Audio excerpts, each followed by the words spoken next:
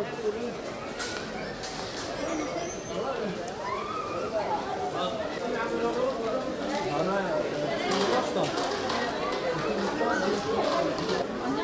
ay kaçan esnafları konuşacağız herkes. Top atan esnaflar. İflas eden esnaflar.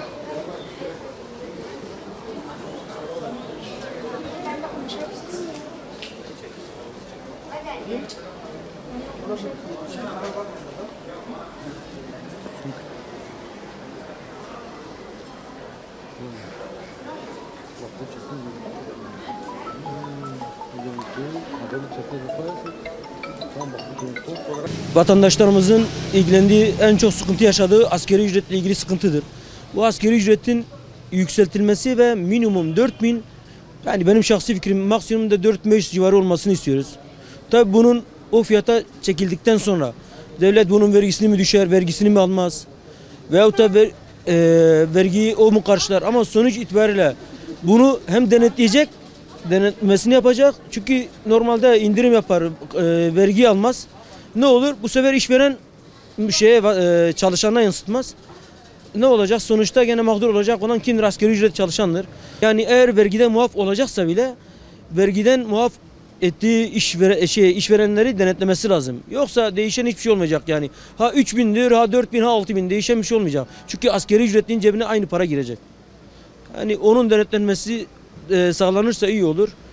Bir nevi mağduriyet giderilecek. Asgari ücretle ilgili söyleyeceğim şey, hükümetin iyice araştırıp hem işvereni hem işçiyi memnun edecek bir rakamın olmasını ve vergiden de muaf olmasını istiyoruz ki en azından işvereni de sıkmasın ve işçiyi de memnun etsin. İşçinin daha refah içinde yaşayabilmesi, işverenin de en azından bunun karşılanmasını karşılayabilmesi için iyi olur düşünüyorum. Şu anda gerçekten hayat şartları çok zor. Hele bu son zamlardan dolayı bir asgari ücret hayatta geçinemez. Bu şu anki mevcut ücretle. O yüzden de yani bunun iyileştirilmesini, gerçekten iyileştirilmesini istiyoruz ve insanların biraz daha rahatlayacak bir rakam olmasını istiyoruz. Asgari ücret şu an ülkemizde ekonomiden dolayı yani çok az bir para diyebilirim.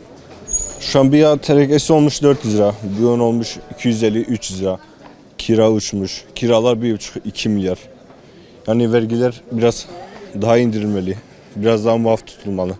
Yani geçinemiyoruz, altın olmuş 700-750 lira, bir çeyrek olmuş 1200 lira. Yani biz gençler nasıl evleneceğiz? Yani önümüzde bir yol yok. Nasıl yapacağımızı bilemiyoruz. Ya talebimiz mesela asgari ücretin yükseltilmesi, vergilerin düşürülmesi. Yani bunların yapılması lazım. Yani gençlere biraz daha iş konusunda istihdam olması lazım. Şimdi bizim ülkemizde özellikle iş sektörüne baktığımızda birçok vatandaşımızın asgari ücretle çalıştığını görüyoruz. Ve bunlar da ne yazık ki yaşam kalitesi düşük bir seviyede yaşamlarını sürdürüyorlar. Benim kanaatim asgari ücretin yaşanılabilir bir seviyede olması, sadece işçinin değil, işçinin ailesini de nüfus oranına göre de asgari ücretin belirlenmesi gerektiğini düşünüyorum. Tabii bunu yaparken de işvereni de düşünmek lazım. Eğer işverenin üzerinde vergi yükü hafifletilirse, azaltılırsa veya bir şekilde kaldırılırsa en azından asgari ücret işverene de yük olmaz, işçiler de biraz daha nefes alır diye düşünüyorum. Yani asgari ücretle ilgili ne söyleyeceğim? Tabii iyi bir yorum yapmam beklenmiyor herhalde bugünün şartlarında. 3.000 sanıyorum şu an itibariyle, doğru mu asgari ücret? 2.825 lira. Yani bugün itibariyle ben yine bir haberde okudum. İstanbul'da simit 3,5 lira olmuş. Oranın simitleri bilmiyorum. Buranınkinden büyük mü ama burada en azından 2 lira. Yani 3 liradan 5 kişilik bir aile simit yerse sanıyorum aylık herhalde 2'nin üzerine çıkar. Kaldı yani bugün en basit ev, 2 odalı, 3 odalı bir ev, yani 2+1 diye tabir ettiğimiz evin kirası 1,5 milyarın altında yok. Yani parayla 1,5 artık Yani nasıl söyleyeyim? Hayat pahalı, yani ev kirası mı ödesin, elektrik faturası mı ödesin, doğalgazı mı ödesin? Yani bu bizi yöneten insanlar gerçekten ben çok şaşırıyorum. Hesabı kitabı yok mu? Yani bunlar, yani 3 yaşındaki bir çocuğa sorsan herhalde bu hesapları yapabilir.